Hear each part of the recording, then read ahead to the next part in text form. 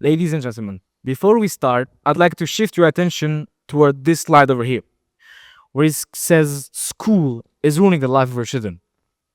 Now, I get it, it might sound a bit exaggerated and a bit direct, but believe me, it's not far from the truth. Because, see, what if I told you that the same institutions you're entrusting your children to shape and build their bright future is actually making them fear it and anxious about it? What if I told you that school, the very institution designed for curiosity and growth, has become a place where creativity goes to die? I'm Mani. I'm Zakaria, We're from grade 11. and today we're gonna dive into what could be a perfect dreamy school. I remember my first day in school. I was excited to dive in a new world of knowledge and discoveries, stepped foot into what would sooner become my new learning sanctuary, a place where I could learn and thrive, all while having fun. But to my great surprise, I was met with a very cold environment. Students walking in with a depressed face as if they were forced to be there.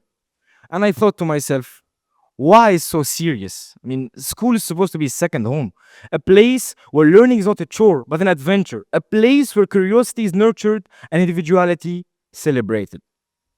Now, let's be honest, most of us don't look back at their school years with joy. For many, school was a source of stress, boredom, and frustration. I mean, students were overworked, teachers underappreciated, and you parents are left wondering if all these efforts are even worth it. And why, would you ask? It's because schools were built in the past. They were designed for a world that no longer exists, a world of machinery and factories, not imagination and innovation. The truth is, our system is failing everyone. Students are drowning in standardized tests, forced to memorize facts, then never even use. And teachers, the heart of education, are overburdened with strict schedules and rigid curriculums that leaves little to no room for creativity.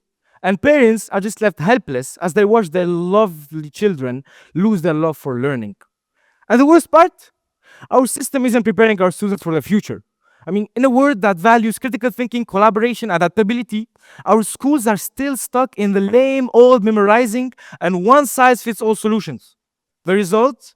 A generation of students that are disengaged, unprepared, and frankly unhappy. This isn't just a problem, it's a crisis.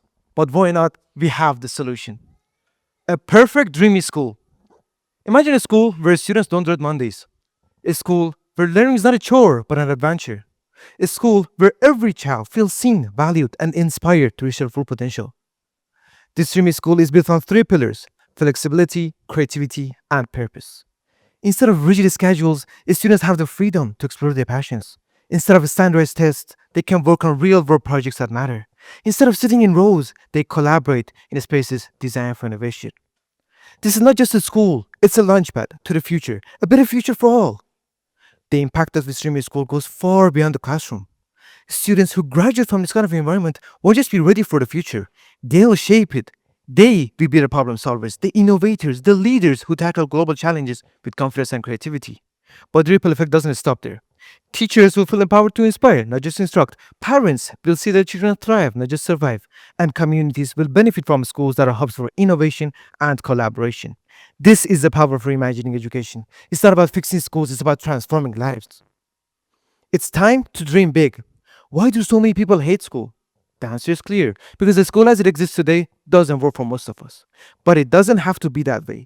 We have the power to create something better. We have the power to build schools that inspire, that empower, that prepare our children, not just for the world as it is, but for the world as it could be.